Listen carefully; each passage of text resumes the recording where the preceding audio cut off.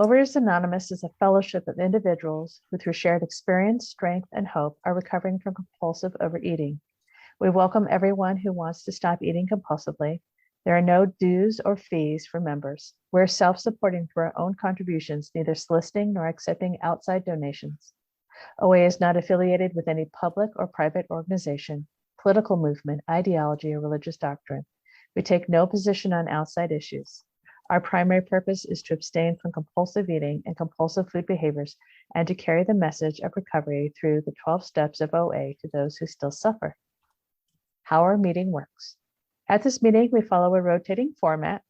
On the second week of the month is a recovered OA speaker who will be speaking on the topic of their choosing for 30 minutes. There will be a follow-up question and answer segment for 15 minutes or 25 and 25, Pat, that's fine. Where fellows are welcome to ask any questions of our speaker, which are related to the topic in question.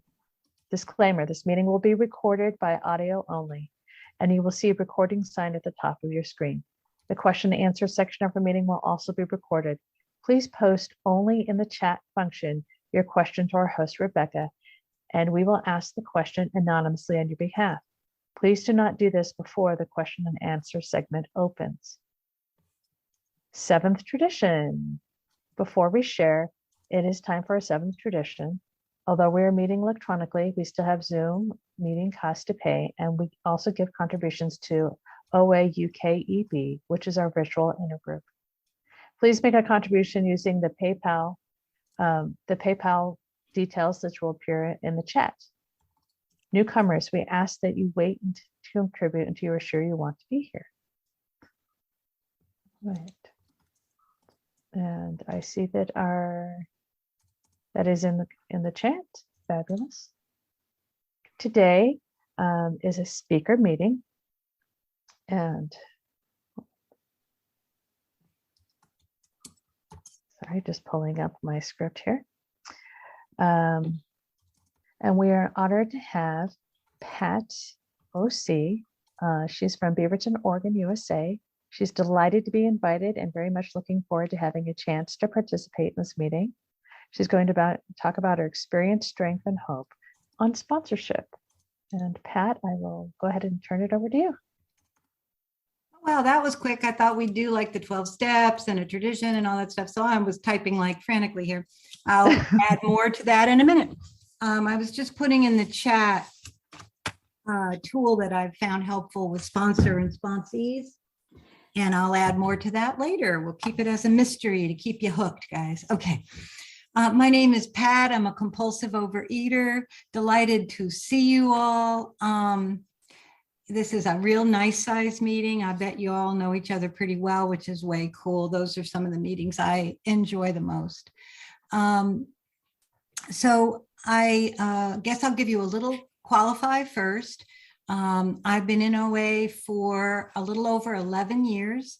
I'm maintaining a weight loss of about 27 pounds in US standards. I'm afraid I don't have a clue what that is in the metric system, but you know what? I should look that up because that would be fun to know. Anyway, and I have no idea how many stones it is. So anyway, but that I always like to say, particularly at a newcomer meeting, that may not sound like a lot of weight, but the lift off my shoulders is amazing. Okay.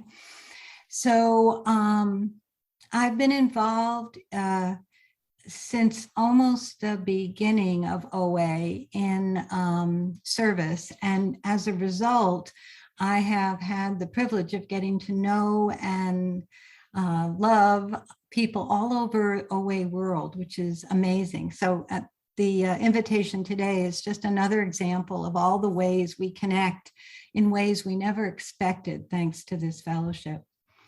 So just to give you a little bit about what I was like, I came into OA after, as you can see from my gray hair, I came in pretty mature.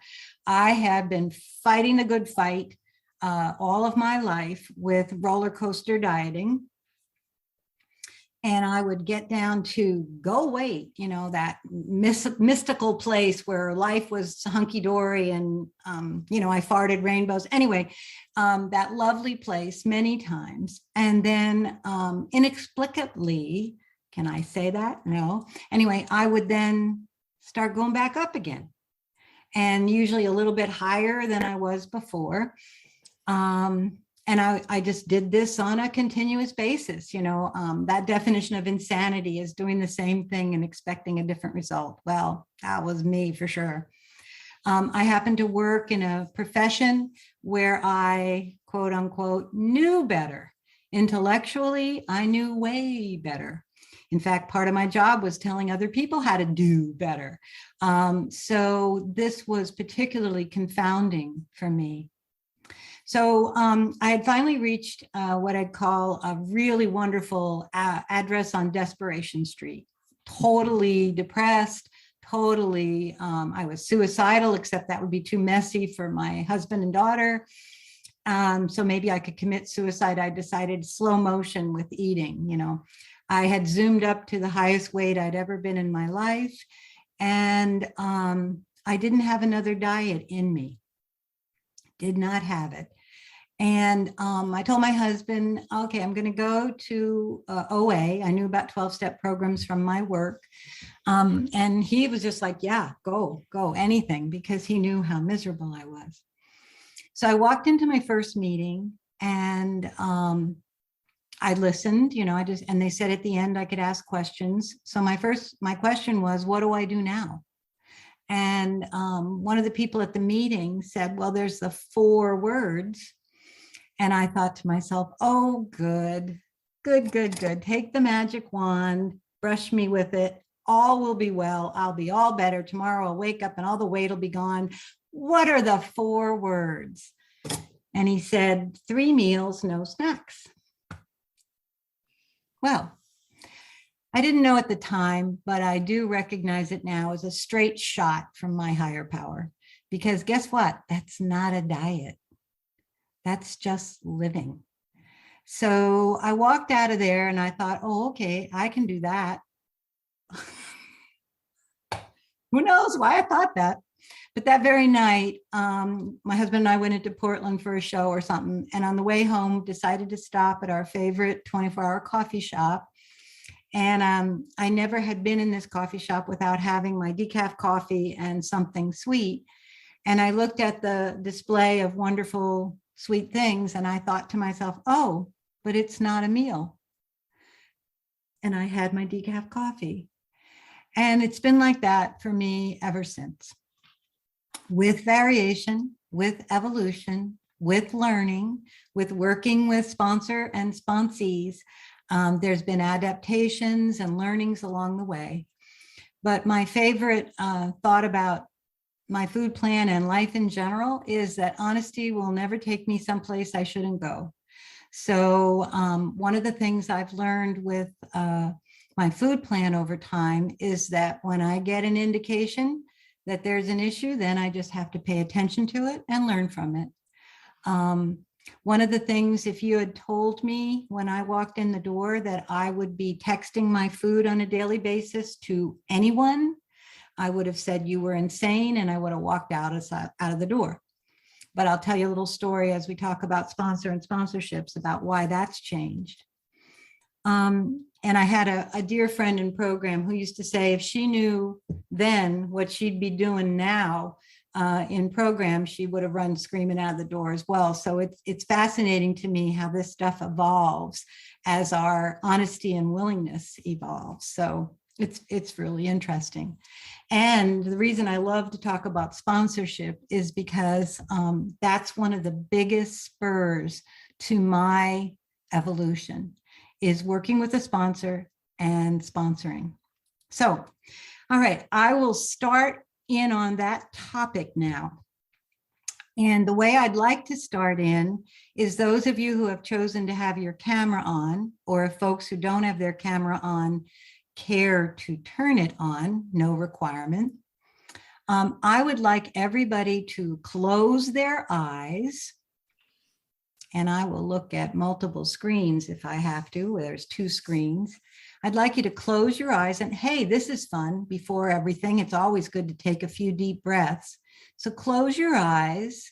I'd like everyone to take a deep breath in and let it out. And one more in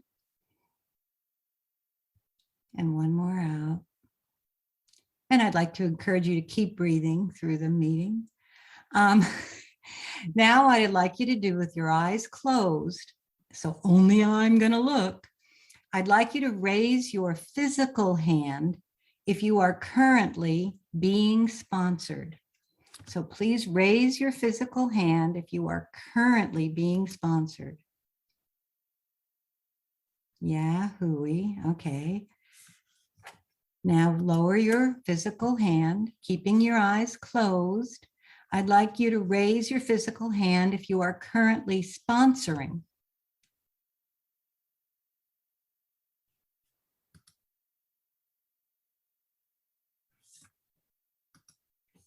Wonderful. Okay, now everybody come on back with your eyes open.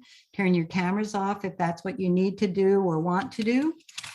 Thank you so much for giving me that. I can tell you I'm preaching to the choir, guys. Really good to see how many people are sponsored and how many people are sponsoring. Yay! So what I'm just going to be doing is sharing my strength, experience, and hope in this area. And I might be a bit of a rebel and do a group conscience on a change in format down later, but we'll worry about that later, because I love to hear other people's strength, experience, and hope in this area, because isn't it nice? We always come equipped to be OA speakers because we've got everything we need inside. None of us is experts. None of us has all the answers, but all of us have each other. So that's where we draw our strength, experience, and hope. So I'll just share some of what I've learned along the way, and I hope some of it's interesting and useful for you. And then I'll hope to hear some from you as well. So, all right. So starting off with being sponsored, because that's where we all start off. I am a parochial school alumni. So what that means for me is I love to follow directions. I also love school and homework and quizzes. Give me a test. Yeah. Like for instance, at our newcomer meeting, we do every Saturday at 6 p.m. Pacific time. I talk about how I got A++ on the 15-question self-assessment quiz on OA.org, because I encourage the newcomers to do that. And so I love that kind of thing. So when I heard that the directions were at the first meeting, come to meetings, get a sponsor, work the steps. So that's what I did. I came to meetings, I got a sponsor, and we started working the steps. Again, wonderful. I just chose a lady who seemed nice. And I just asked her if she'd be my sponsor, and she was very kind and said yes. And it turns out she uses the workbook that goes along with the OA 12 and 12. That's how she's sponsored. 15 minutes left, Pat. Pardon me? 15 minutes left, Pat. Holy cazoli. Thank you, Anna. And I loved what you were waving around there. I was like, why is she waving for today? Okay. Wow. All right. So let me pick this up, the pace here. So I thought this would be so much time. I was trying to go for fillers. Anyway, she used the workbook, and that was perfect for me because it's like a quiz.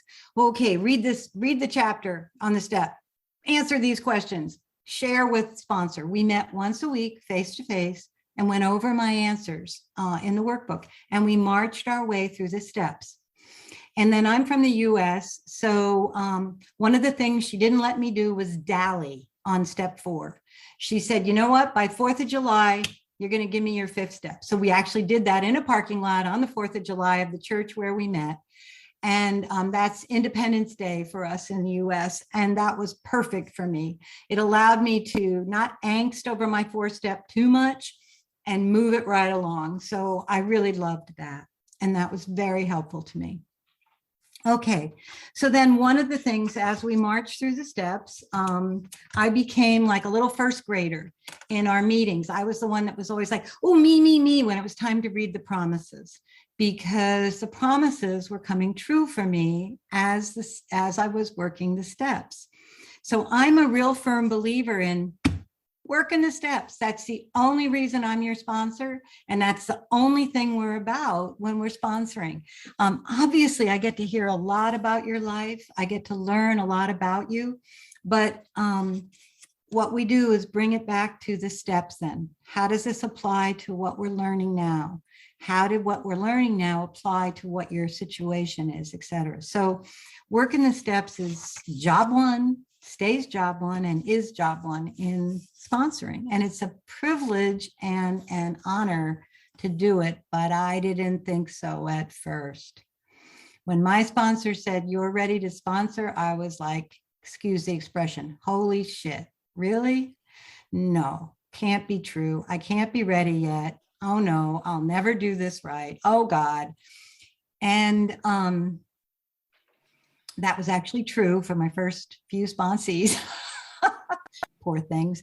Anyway, but I basically attempted to sponsor the way I had been sponsored. So guess what? The OA 12 and 12 and the workbook was how I sponsored. And that ended up, to this day, that is the core of how I sponsor. So one of the things that we're learning in the new to OA, OA 101 newcomer meeting that we do every week is that we're learning that people are terrified of this whole sponsorship thing. They don't know what it involves. They don't know how to have the courage to ask for a sponsor. They don't know what they're getting into, okay? Now, I'm sure that was true for all of us as we, tried to do this thing. But I can tell you that any way that you can lower the temperature on that for a newcomer is a helpful thing to do. So one of the things I started to put in the chat was from the LA birthday party. It's the little job interview. So when someone asks you to be their sponsor, or you are offering to be a sponsor for someone, it's a little set of 4 questions each. So you can interview each other and see if you might be compatible as sponsors and sponsees. So the job interview from the sponsor's perspective is number 1, what do I need and expect from my sponsees in order to work with them? Number 2 is what are my goals and intents as a sponsor? These are questions you answer for the prospective sponsee. Number 3 is what can I offer my sponsees? And number 4, what actions did I take as a sponsee that worked for me? Now, the job interview for the sponsee is list 5 things you want in a sponsor, list 5 things you need in a sponsor, list 5 actions you're willing to take to work with a sponsor, and 4, why are you here today? What do you want out of working the OA program of recovery? Okay, I got some of them in the chat and I'll try and get a few of the others in, but that little tool is an effective one when someone is just new and you want to kind of work it back and forth and make sure that you two would be a good fit. Another really helpful tool in starting sponsoring is the first 12 days in OA. Can I see a show of hands for how many people know about that tool? Not so many. That's not so many at all. Okay, that's on oa.org as a download. And what it is, it goes along with the Where Do I Start pamphlet, which I usually have on my desk here, but now it's too far away. The Where Do I Start guide, by the way, don't call it a pamphlet. Pamphlet is like a killer as far as interest in reading. Call it a guide. Anyway, the Where Do I Start guide, it's available digitally and it's available by mail in the US. I don't know the status in other countries of the world. It would be nice if it could be on demand printing, but maybe we'll get there. Anyway, the first 12 days in OA, which by the way is not 12 days, we just love the number 12, is a way to start or sponsor someone. And starter sponsor is a fantastic way to, number 1, begin sponsoring if you don't, and number 2, get a newcomer less hyper about this whole idea. I'm just your starter sponsor. Let's see how it goes. Let's get you involved in the Where Do I Start guide, start reading it together and talking about it. That's all the the first 12 days in OA is about. It's about conversations you can have in person, by phone, on Zoom with a newcomer to get them walking through that guide. Okay, so there's a lot to learn about 12-step recovery, and it can be very overwhelming to a newcomer. Remember how you came in. I can tell you the new to OA meeting I do is really put me in touch with how hot we come in. Oh my God. We come in crazy, guys. Remember how crazy I was when I came in? Okay, we come in crazy. So the idea of calming someone down, taking a few breaths, walking through that guide as a way of becoming comfortable with the concepts in the program and just the whole feel of it is a really low-key way to get someone easily introduced to our program. So I really encourage it. In my intergroup, we offer the guide free on our website digitally. At our newcomer meeting, we can mail it to you or we can send it to you digitally. As a way of getting them started. And I have folks in my intergroup who are willing to be these starter sponsors the first 12 days in OA to match them up. So here's the other basis thing. Okay, we're probably getting close, right, Julia? Is that for me, the basis of sponsoring, the intent, the purpose rather, is honesty. The intent is love, okay? Those are the two biggies. And again, as I said, honesty will never take you someplace you shouldn't go. In this program, we start to take for granted the fact that we are our honest selves in this program, but to a newcomer, that can be an entirely new experience. Okay, so the idea of this sponsor who doesn't get paid for their time, who claims no special expertise except to help you do what they've done, which is work the steps, is a really interesting and new concept for them. So I want to share one story about how I learned. Remember, I told you when I first came in the door, if you told me I would log my food in a text and send it every day to anybody, I would have said, you were crazy. I am so sick of doing all that stuff from my, paying way days and all that. But I had a sponsee who wanted to really focus on her physical recovery. And so she wanted to follow a certain food plan. So we talked about it, made sure that we didn't think it would drive her crazy. And then I talked to my sponsor and said, I want to go along with her on her food plan to be a support to her. I think I can do that without going crazy. I'd like to try. And he said, okay, just stay honest with it. And so she and I started texting our food back and forth and conforming to that food plan together. Well, I can't tell you, it didn't seem to help her that much, but boy, it sure helped me. And as my sponsor likes to say, what's in it for me? Oh, thank you, Anna. 5 minutes? Okay. What's in it for me is one of his favorite sayings. And what's in it for me was amazing.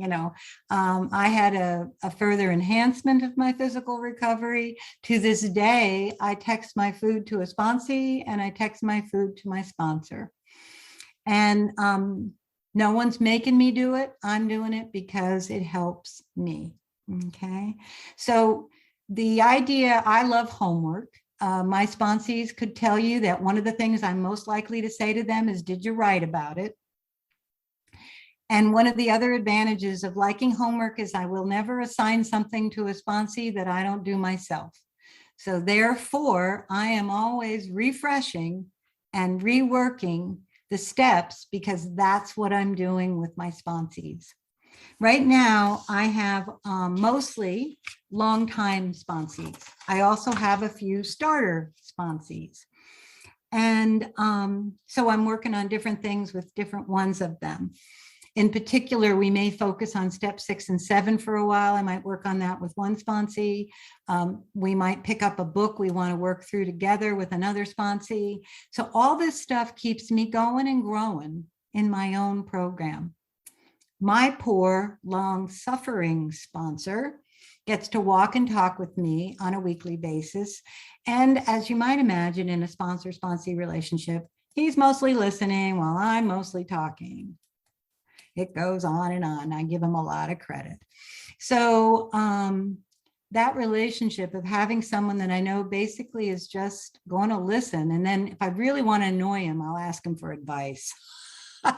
So what do you think? Anyway, but that long-standing relationship aspect was one of the most significant things I've gotten out of my program in OA. And that is how to be a friend, how to be reliable, how to show up when I say I'll show up, how to do what I'll say I'll do, and how to care. Boy, before, couldn't have told you how to do any of that. Now, the door's open. It means I can also be hurt, but it also means I can feel great joy. And the best thing of all in program is being happily useful. And boy, I get that in spades. It's a wonderful feeling. In the big book, they say you will not want to miss this. And boy, I am so glad I have not missed this. Came late in life, but I'm still makes my now the best thing of all. So I think that's a good wrap, right, Anna? We're real close.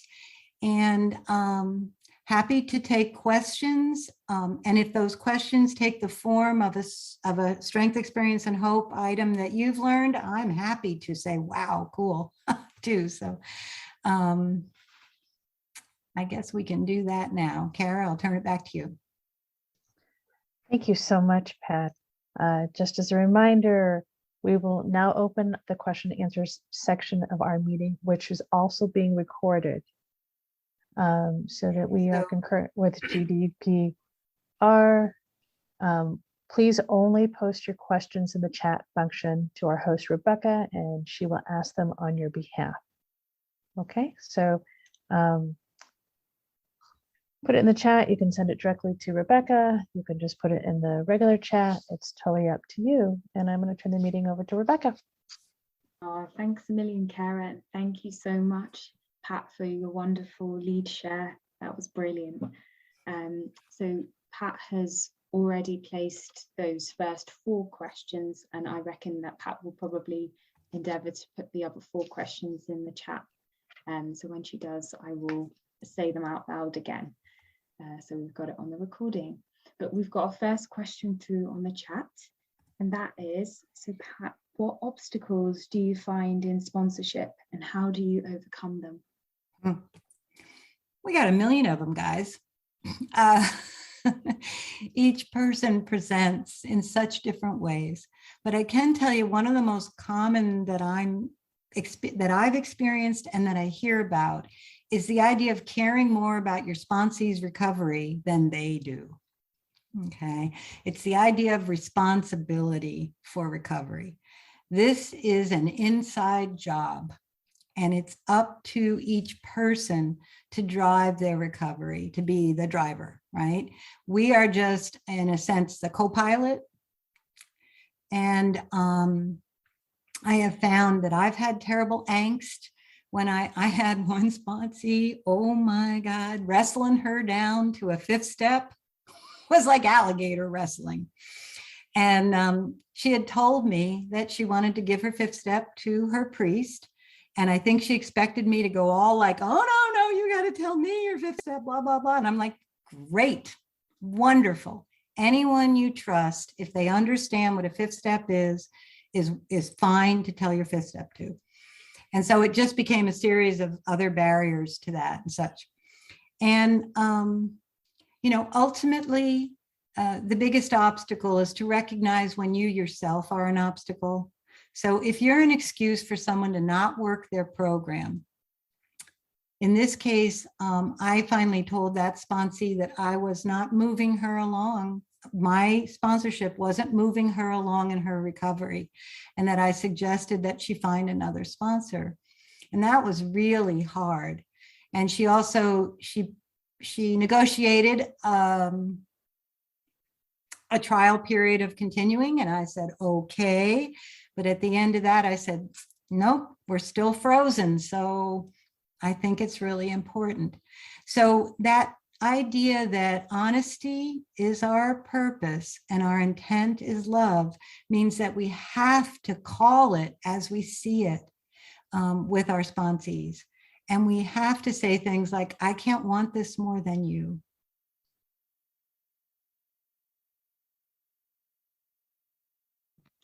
That's beautiful. Yeah, and so, so true. Thank you, Pat. Brilliant response and great question. Yeah. Okay, the next question we have is, so Pat, how do you help a sponsee who's finding it difficult to put down their red alcoholic foods and eating behaviors? One of the things that's interesting to me is how unique we are. Even though we share a common problem with a common solution, what we bring is that unique stamp for each individual. So one of my favorite tools in the toolbox that I can whip this out here is, what are you willing to do today? So what are you willing to do today means tell me just what you can do today for today. So let's say this is someone who keeps going back like to the sugar or whatever their issue is. Ask them what they could do just for today. Another really important tool as a sponsor, I have to make sure they develop as broad a base of fellowship support as possible. So I want them to get names and phone numbers from as many meetings as they go to. I want them to have bookend people. I want them to have recovery buddies. I want them to have as broad a base as possible. So the idea being that, can you call someone when you want to eat that food? It can be me, or it can be the 5 other people you have on your list of people you talk to regularly or whatever. So make that a broad base so that it's not just fixed on one little support, but it has as broad a base as possible. And the other idea being is, again, you're putting it back on the person to think about what they're willing to do today. Am I willing to pause? Am I willing to make a call? Am I willing to go for a walk? Am I willing to go in another room? Am I willing to call you or text you? Whatever. So let them tell you what they're willing to do. That's brilliant. Thank you for that. Yeah, it looks like you're going to get a lot of sponsorship questions. Right. I was afraid we're going to go to dead air. So not at all. So in a few months, God willing, I hope to be able to sponsor. Do you recommend taking just one sponsee at a time to start with? You know, I know I did. And the number of sponsees you have is another very personal thing. No one is right or wrong on this. It is completely up to what works for you. I personally like to have time, especially with a newcomer. I like to have time with them. So, for instance, you know, I said I like to write. One of the things I had, it turned out I started a number of sponsees at one time. I had to write notes to make sure I'd keep daughter's names straight or husband's names straight or whatever it is. I did that a little bit. Then over time, of course, you get to know each other so well, those notes are no longer needed. Although, to be honest, there's still daughters' names. I don't know. I should know, but I don't know. Anyway, but I think starting out, the idea is for both of you to get your feet wet, right? So I think it's not at all imprudent to go one-on-one for a while and really work that from this new perspective.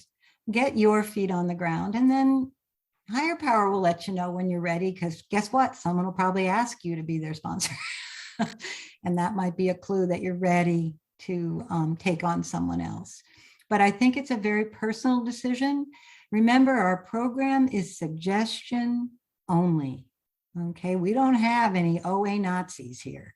We have people just choosing what works for them in their recovery, whether it's how you sponsor, who you're sponsored by.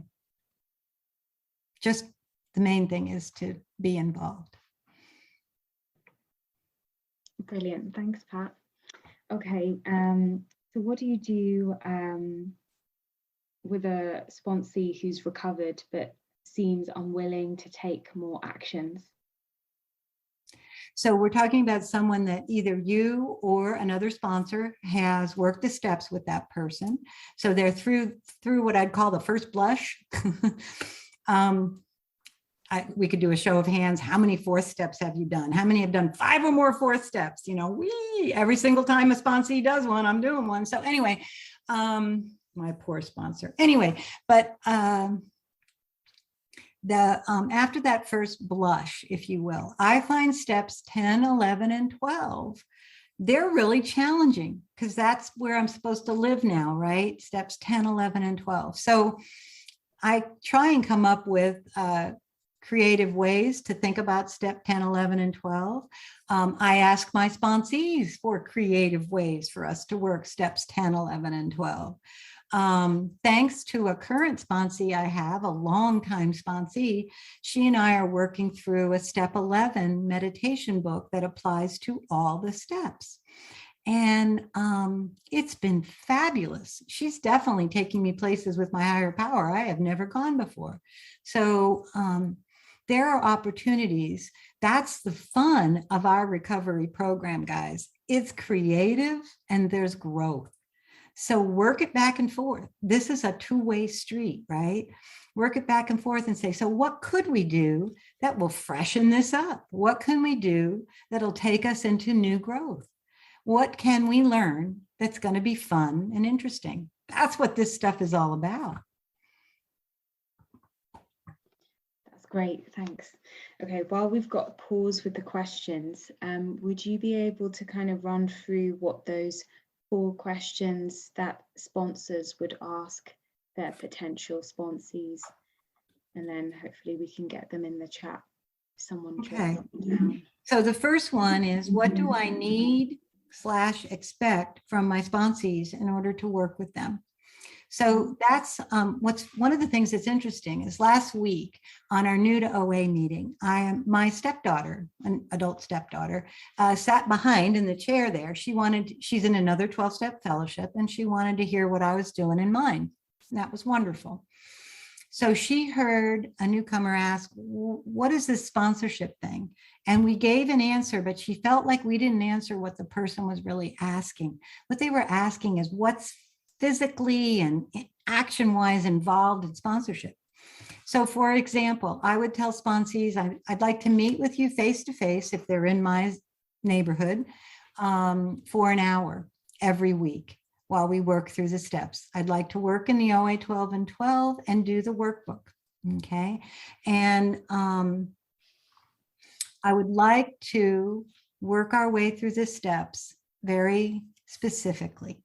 So that's what I'd explain to them. If they're virtual sponsees, and I have 2 virtual sponsees right now, we do the same thing. We set up a Zoom time that's routine every week. Okay, so that's what I would expect, is that we would meet weekly and that we would do that action of working the steps together. So that would be the first one. The second one, what are my goals and intent as a sponsor? You guys know this already. You know, my purpose is honesty, my intent is love, and it won't mean anything to you right now because you're brand new and you're like, what the heck is that? But basically, this is a relationship where the whole underlying assumption is we get to be honest with one another. It's amazing how cool that can be, but you'll find out over time. But let's go in with that assumption and see how we do. What can I offer my sponsees? The only thing I have to offer you is my strength, experience, and hope in working the steps. I have nothing more and nothing less. And that's what my focus will be. I'm not going to tell you what to do. I can share with you what's worked for me. And then you get to decide if you think it works for you. What actions did I take as a sponsee that worked for me? I met my sponsor every week. I wrote the answers to those questions. I continued to process through the steps as she guided me through the steps. I hung in there. Even when I got pimples bursting out of my face when I was doing my 4th step, I hung in there and I tried to listen to her advice. That worked for me. So those are the 4 things that you answer for the sponsee about what your method and expectations are. And I think people want to know those tangibles. For instance, I told sponsees, this was initially, I told them that I'm not a food sponsor. I don't want to see your food. I don't think that's good for me. Where I was at first, that wasn't good for me. And so I said, if you want to be able to text your food to somebody or something, that's perfectly fine. You can ask somebody if they'd like to take your food every day or whatever. Absolutely. But it's not me right now. Now that's changed over time. I'm perfectly willing now, but wasn't where I was at initially. Okay, so that's the job interview from the sponsor perspective. Brilliant, thank you so much. And I can see that the full list of the questions sponsor asks and sponsee asks are in the chat for any. There now. Thank you, guys. Yeah, wonderful. So I'm just waiting for a couple more questions to come through.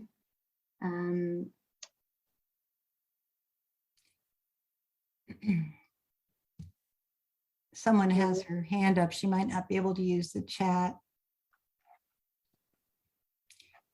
But because of GDPR, we're not doing verbal. So we can do one of two things, guys. Group conscience. We could turn off the recording at this point because we've answered a lot of questions. And then we don't have to worry about the verbal, but that's a group conscience and that's not up to me. Caro, you're welcome to text your question to me and I can ask it on your behalf. Great stuff. That's a good solution. Yeah, in the meantime, I'm going to ask a question that comes up often. So say you're a sponsor, so you've just worked through the steps and you're about to start sponsoring. There's often this kind of tentative feeling of, oh, I'm scared to do it. What if I direct someone in the wrong way? Or, you know, those initial nerves. Any tips for that kind of thing? Well, it sure is a common feeling. And I think before I sponsored, I didn't realize how much it would help me. So the first reassurance is that it's a two-way street. You're going to be helped as much as your sponsee. Secondly, I don't know a single person who doesn't put especially their first sponsor, up on a pedestal. It's a real common place to put a sponsor. But guess what? They're just like me. Okay. In all my goodness and all my badness, they're just like me. So when I recognize that, it helps me come down to earth. I'm just a bozo on the bus. My sponsor's a bozo on the bus. My sponsee's a bozo on the bus. We're all bozos on the bus. So we're okay. But I think the other thing is that, remember, this is honesty. So one of the best things I learned, this was on a trip to Paris. My sister was there and she'd keep looking at me about, why don't we do that? You know, why don't da-da-da? And I'm like, I don't know. The answer, I don't know, is a perfectly good answer. So when and if you get presented with an issue that you don't know, in other words, it's not in your strength, experience, and hope repertoire, it's okay to not know. That's one of the reasons you have a sponsor. I love grandparenting sponsoring. Okay. I go to my sponsor with a perplexed question about something that's going on with a sponsee and get some input and some help. I will also bring it anonymously to a meeting. Now, I know it varies depending on where your meetings are held. In my area, my geographic area, we don't identify our sponsors. Okay. So no one knows who my sponsor is. So I can, or my sponsees. So I can say at a meeting, I have a sponsee who's really having trouble with XYZ, and I want to offer some strength, experience, and hope. After the meeting, can somebody help me who's experienced that with the sponsee, please? So we don't out anybody, we just get help. And I don't know about anybody else, but when I first started sponsoring, I went to every sponsorship workshop I could find, because again, for me, it's all about school, quizzes, tests, and learning, right? So I wanted to do a lot of that. So whatever way boosts your confidence, use it. But please know that I don't know is a perfectly fine answer. Thanks, Pat. Beautiful answer. Thanks. Okay, so as a sponsor, do you teach the 12 traditions since they address many control issues and how to work with others? Yes and no. The yes is I like it, and the no is I haven't followed through with all my sponsees on that.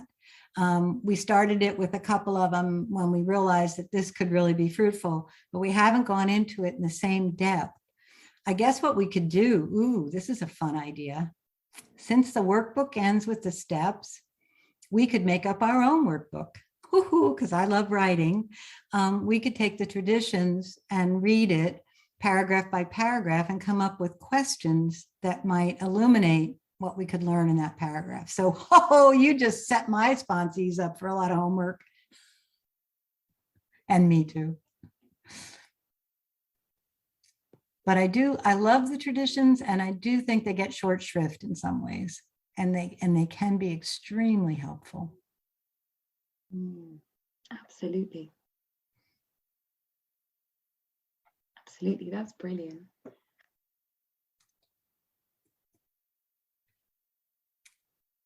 So how are we doing on time-wise?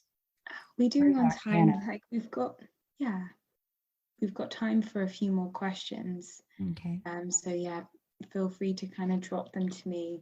Like so there's no- I can make a suggestion. You know, the interview thing that we talked about today? When I do a workshop, I like interaction a lot. I think you guys can tell I'm kind of chomping at the interaction bit here.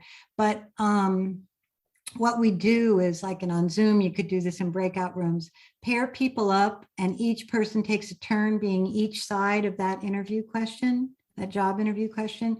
So everybody gets to think about their answers and think about what they need in a sponsor and things like that in ways that they may not have done before. So if you have any workshops coming up on this, the interview breakout is a really helpful breakout. You do it in pairs and then come back as a whole group and share some things, some insights you got from that process. That's brilliant. Thank you for that. That's a great suggestion. Okay, we have another question that's come through. So how about step 11 practice? I struggle sometimes with getting up because I'm not looking forward to it. Can you suggest anything that helps you? Just started a regular step 11 process myself. Just dabbled before is what I'd say. And I asked myself the same question that I ask a sponsee, and what am I willing to do? And I found out I was willing to do a 4-minute first coffee of the day meditation. Wow. Earth-shattering, I know. But I've been doing it consistently. And then it came to me in my writing that, I'm a bundle of fears.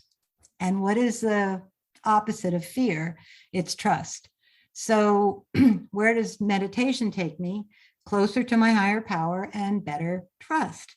So radical, I added the same 4 minutes at the end of my day.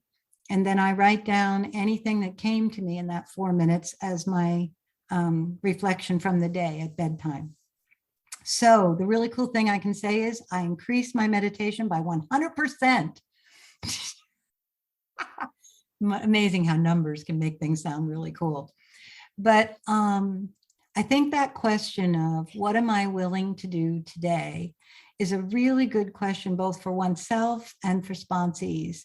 And to just keep asking it. You know what I mean? In other words, this is a process. One of the things I really hate is the beat yourself up approach to recovery. Oh, I'm not good enough. I'm not doing this enough. I'm not doing it right. I'm not blah, blah, blah. I would much rather take recovery as the, gee, what can I try today approach? And know that each day in every way, I can do a little better if I keep asking that question. That's brilliant. Thank you for that. Okay. So do you see any commonalities in the sponsees who make it through the steps and connect with a higher power. And what insights has this taught you? No. I see no commonalities. We are all so different, and we come in with such different life experiences. By that, I mean that the 12 steps can work, I believe, for anyone. I believe in the big book, they just say folks who don't have honesty, somehow they miss that capacity as being the only folks who can't succeed in a 12-step program. I really buy that. I really, really buy that.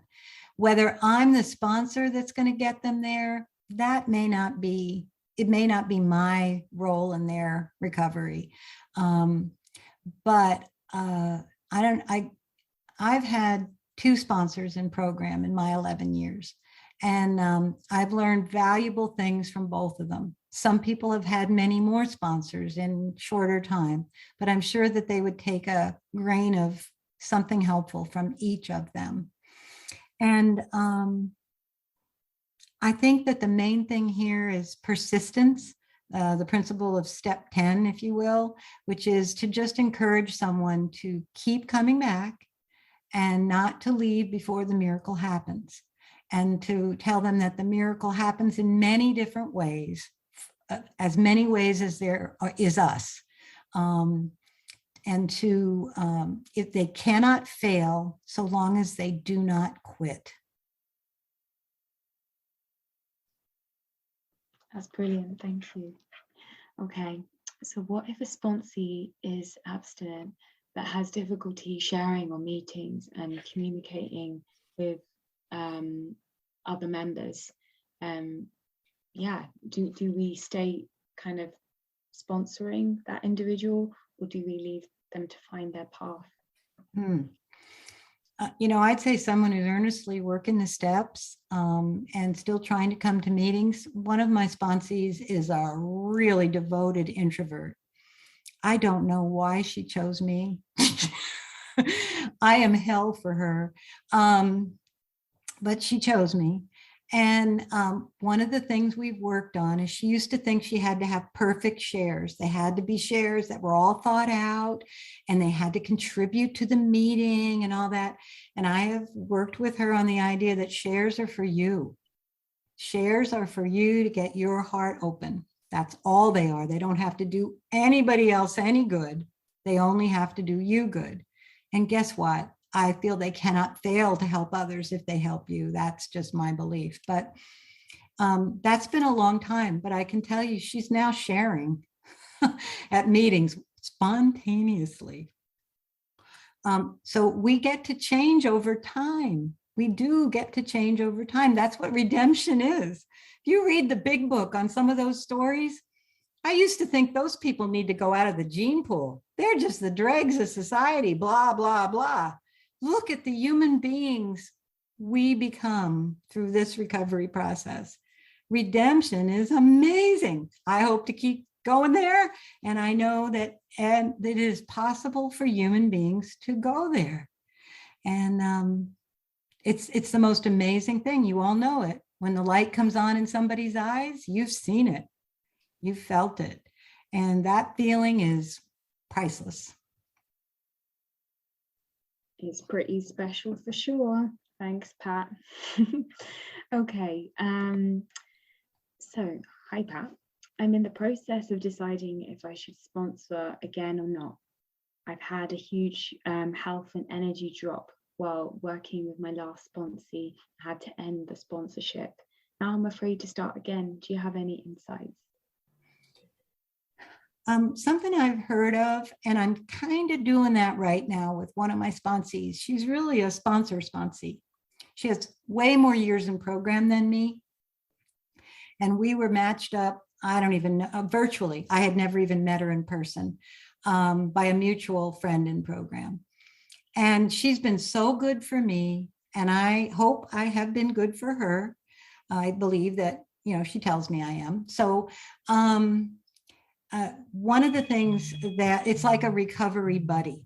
And one of the things that I could suggest to someone who feels a little burned out on the sponsoring kind of idea or a little fearful might be to be a recovery buddy for somebody first. And you show up the same way you do as a sponsor. You make that commitment and you're there for them.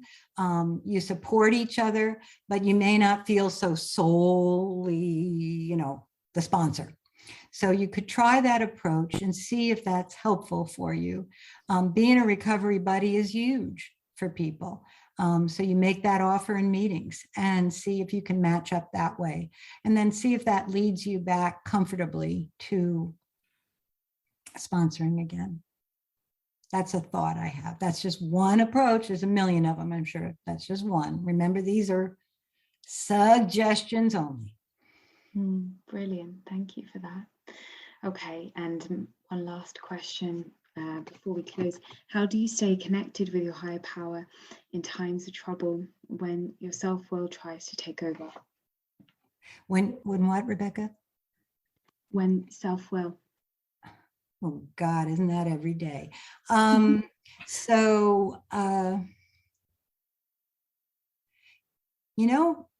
thinking about this, guys. And I think one of the huge benefits of being a sponsor is that when you are present for another person, so many times you hear what you need to hear as well. So it's one of those unlooked for benefits that when you're sponsoring, you get to hear with an open heart something you probably very much need to hear too. And so that self-will stuff, I know one of the things, I'm a big fan of invisible duct tape. As you can imagine from just this little exposure to me, that comes in really handy.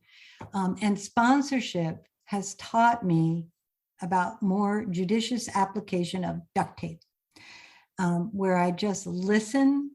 You don't have to say anything yet, Pat. Listen. There it is. They just came up with their own answer. So that pause and that is higher power to me. That is like total higher power.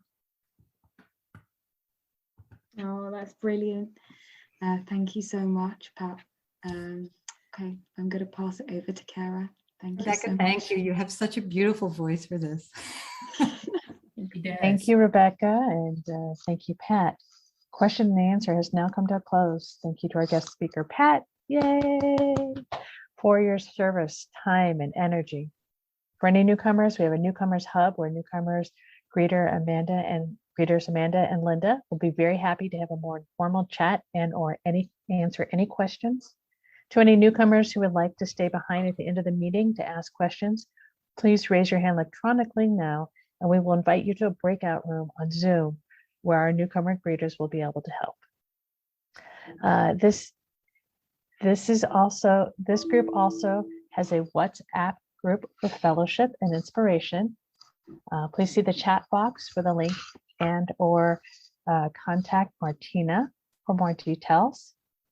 We will close the meeting the same way we always close a New Freedom Big Book study by reading the 12 Promises of Recovery as laid out in the Big Book of Alcoholics Anonymous in the bottom of page 83, starting with the paragraph, if we are painstaking, and ending with, if we work for them.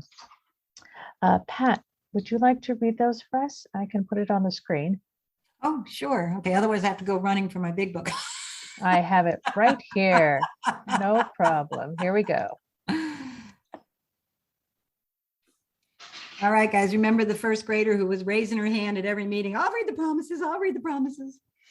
All right, the promises.